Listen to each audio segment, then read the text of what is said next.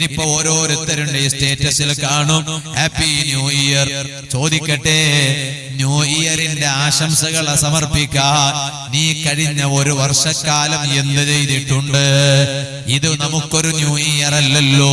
നമ്മുടെ ന്യൂ ഇയറോ അത് Islamic calendar പ്രകാരം മുഹറം കടന്നു വരുമ്പോഴല്ലേ.